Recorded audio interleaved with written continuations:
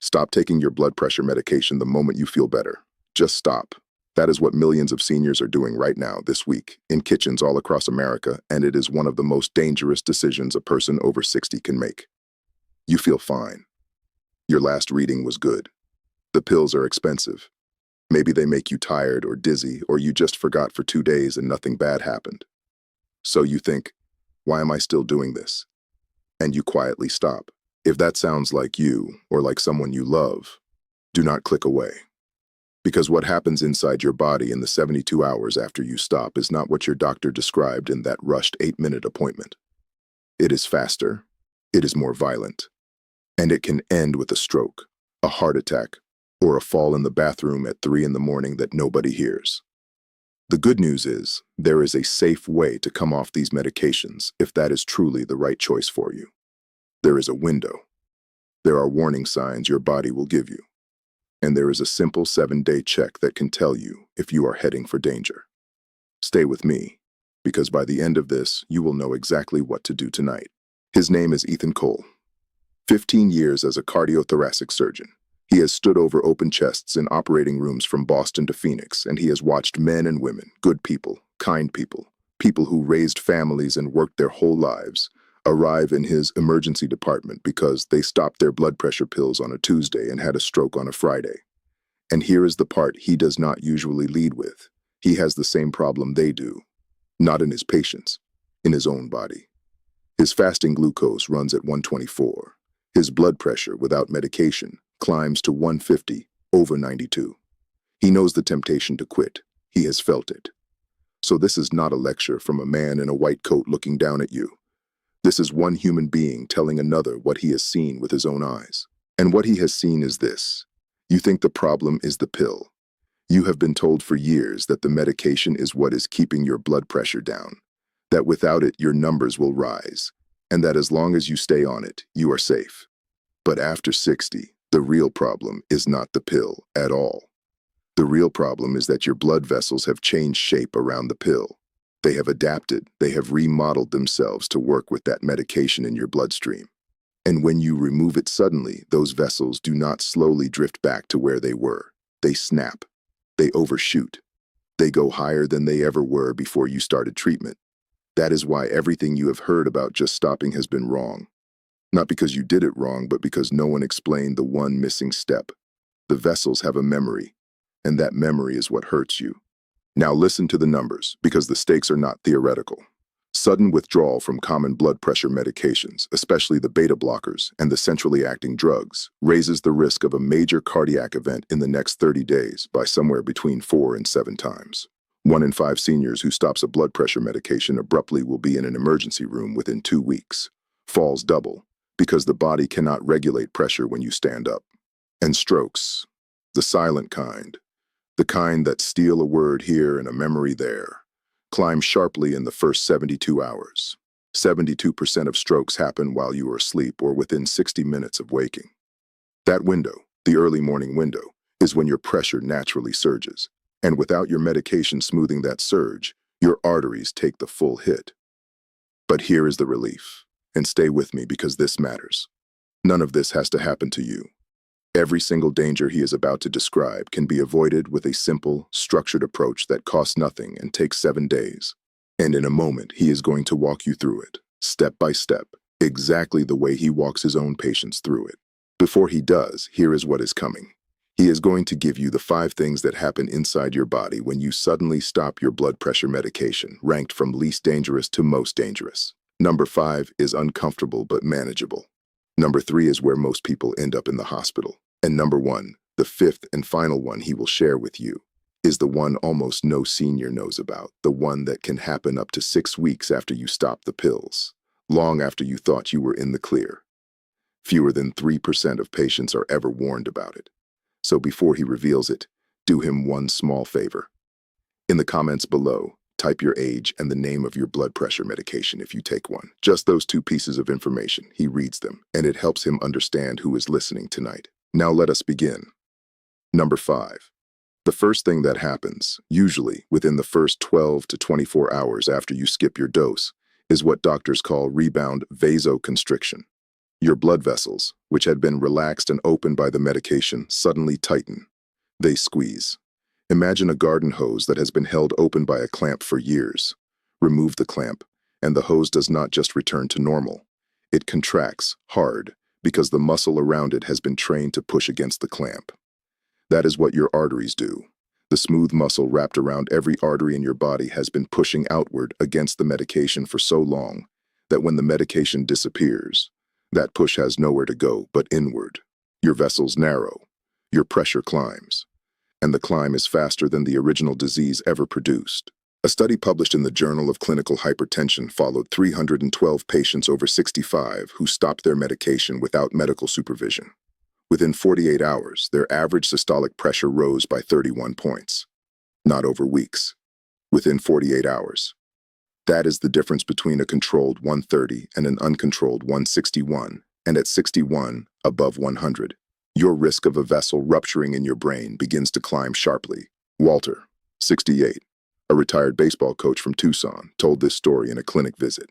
He had been on his medication for 9 years. He felt good. His readings at home were excellent. So one Monday, he decided he had earned a break. By Wednesday morning, his wife found him on the bathroom floor, conscious, but with a headache so severe he could not open his eyes. His pressure at the hospital was 194 over 108. He had not had a stroke, by luck alone. He cried in the recovery room, not from pain, from the realization of how close he had come to never holding his grandson again. Here is what to do. If you have already stopped and you are inside the first 72 hours, do not panic, but do not wait. Check your pressure now, with a cuff if you have one. If your top number is above 160 or your bottom number is above 100, call your doctor today, not tomorrow. If your numbers are still in your normal range, you may still be safe, but the next 48 hours are critical. And whatever you do not double up your next dose to catch up. That is the second danger, and it is what number 4 is about. Number 4 is something nearly every senior does when they realize they have missed a dose thinking they are fixing the problem. They take 2 pills at once, and that single decision sends them to the emergency room more often than you would believe. When you double a blood pressure medication on a body that has spent 2 or 3 days adapting to none of it, you create a sudden, steep drop in pressure called orthostatic collapse. Your blood pressure does not just come down, it plummets, and it plummets fastest the moment you stand up. Think of it like a thermostat in an old house. If the heat has been off for 2 days and the house is freezing, and you turn the dial all the way to 90, the furnace does not warm the house gently. It blasts, and the system overshoots in the other direction. Your circulatory system does the same thing. The medication, suddenly present in a now sensitive body, pulls your pressure down so quickly that your brain does not get enough blood when you change position. You stand up from the couch and the room tilts. You walk to the kitchen and your knees buckle. Research from a geriatric medicine review of over 4,000 seniors found that falls within the first week of restarting or doubling blood pressure medication increased by 44%, and 1 in 5 of those falls resulted in a fracture. A broken hip at 75 is not just a broken hip. 1 in 3 seniors who breaks a hip does not live another year, not from the break, from the cascade of complications that follows. Dorothy, 71, a retired teacher from Knoxville, learned this the hard way. She had stopped her medication for 4 days while visiting her sister. When she got home, she took 2 pills, thinking she would catch up. An hour later, she stood up to make tea and woke up on the kitchen tile with a fractured wrist and a deep gash above her eyebrow. She told her doctor afterward, "I thought I was being responsible. I thought 2 pills would fix the days I missed. Nobody ever told me that was the dangerous part. Here is what to do. Never double a dose, ever. If you missed a day, take your normal dose at your normal time the next day and call your doctor for guidance. If you miss 3 or more days, do not restart on your own at all. Call your prescriber and ask for a retitration plan." That word, retitration, is the one you want to use. It tells them you understand that the body needs to be gradually reintroduced to the medication, not slammed back into it. Now stay with me, because the next one is where most hospitalizations actually happen, and most people do not see it coming. Number 3. The third thing that happens, usually between days 3 and 7 after stopping, is a phenomenon called sympathetic overshoot. Your nervous system, the part that controls your fight or flight response, has been quietly suppressed by your medication for years.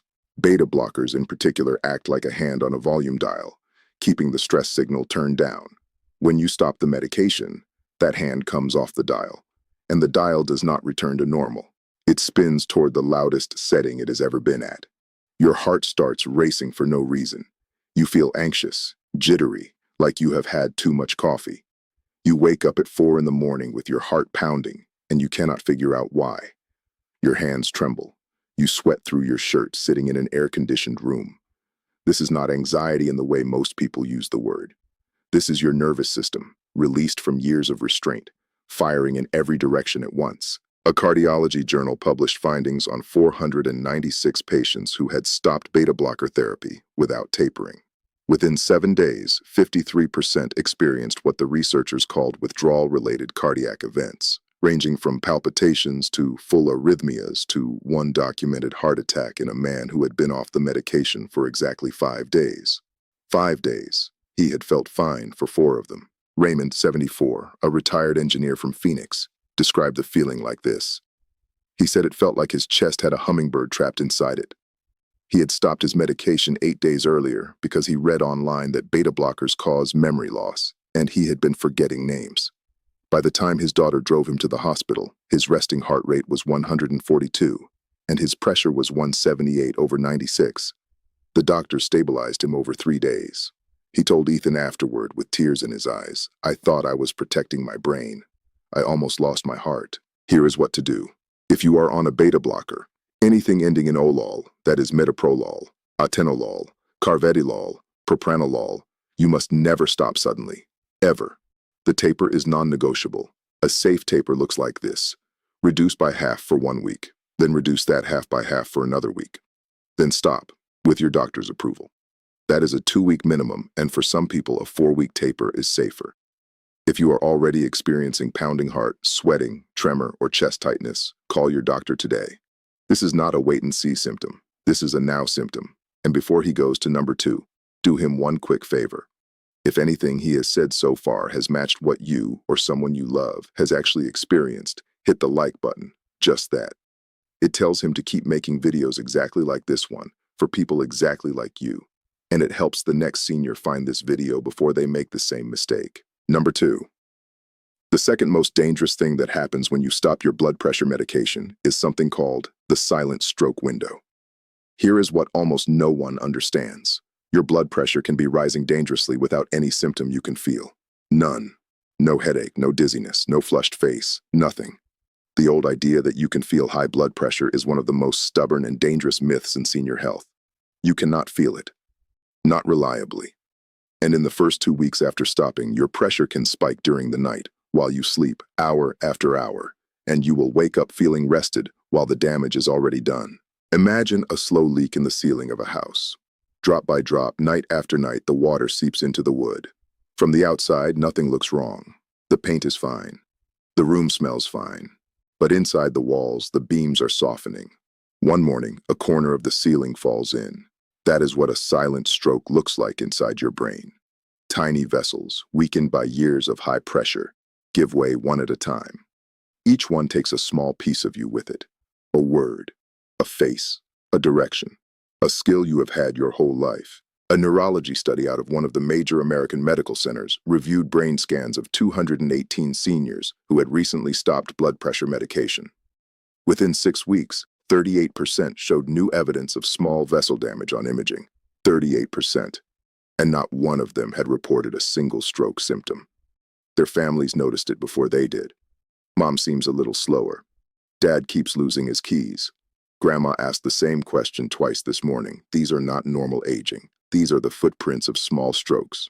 Margaret, 75, from Phoenix, was one of those patients. She had stopped her medication for what she called a vacation from pills. She felt great.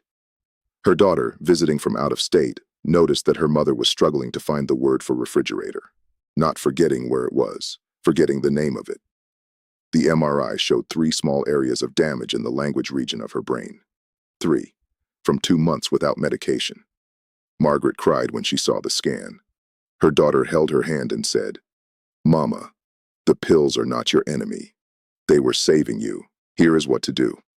For the next 30 days after any change to your blood pressure medication, check your pressure twice a day. Once in the morning before you take anything, and once in the evening before dinner. Write the numbers down, not in your head, on paper, or in a small notebook on the kitchen counter. If you see any single morning reading above 160 over 100, or any pattern of evening readings above 150 over 95, call your doctor that day. Do not wait for symptoms. Symptoms come after the damage, not before.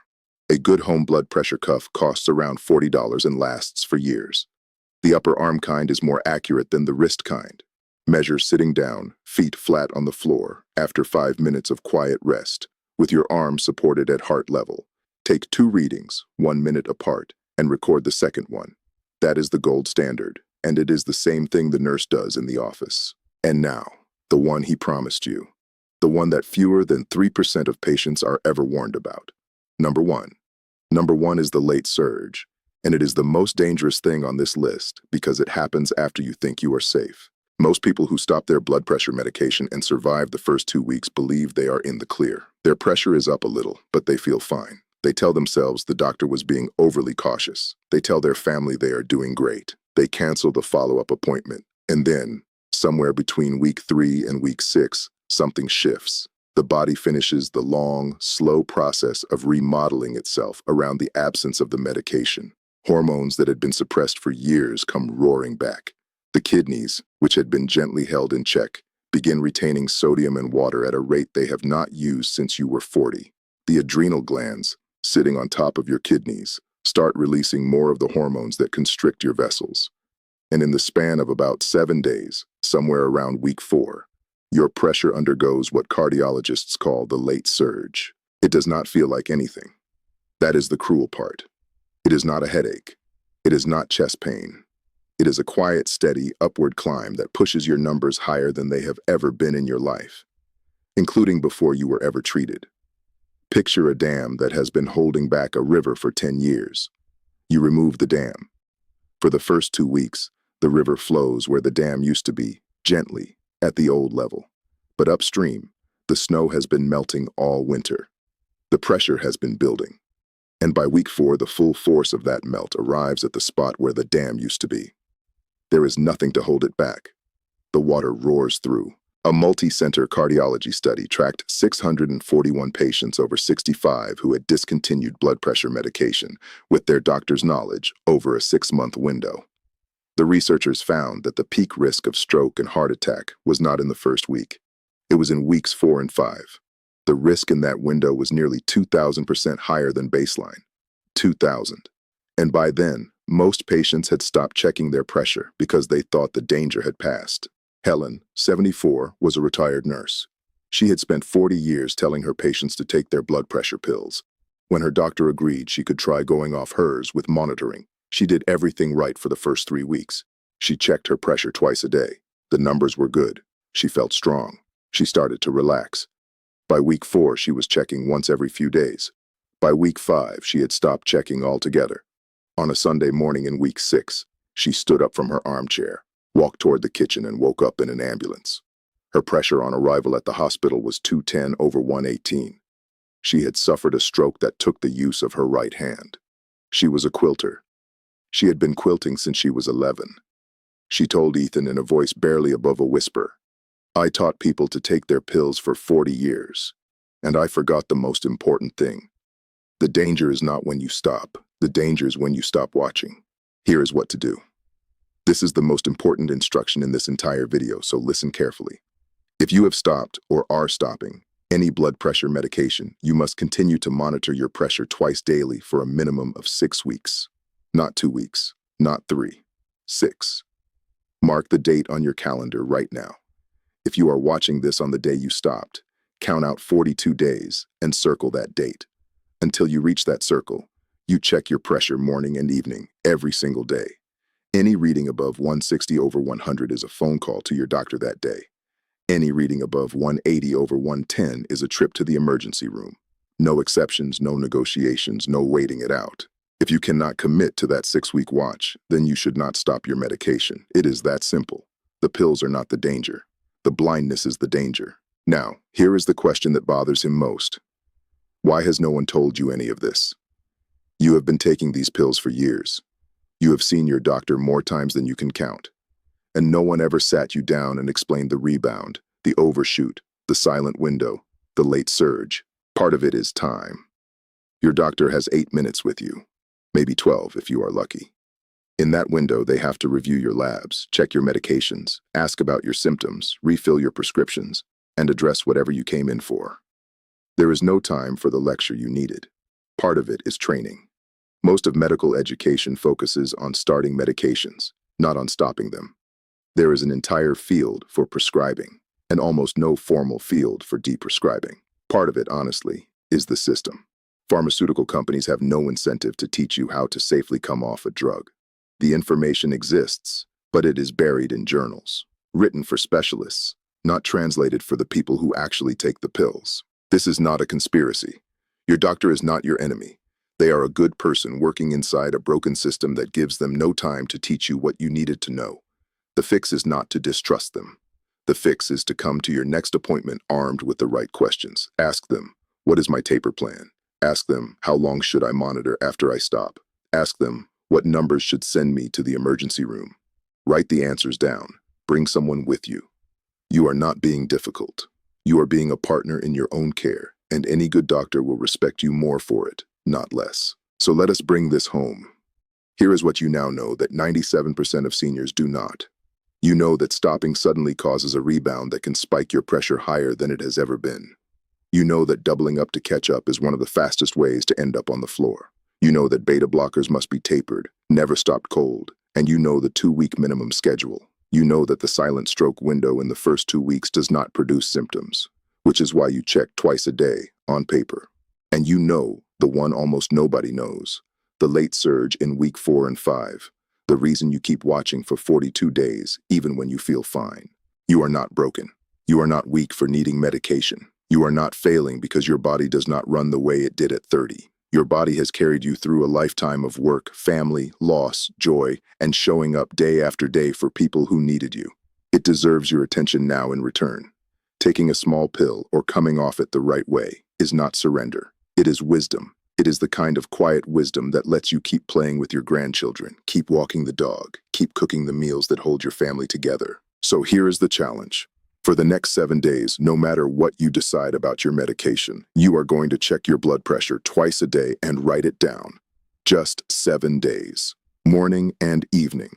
On paper, not in your head. At the end of those 7 days, you will know more about your own body than most people learn in a lifetime. And you will walk into your next doctor's appointment with something most patients never bring, which is real, honest, dated data.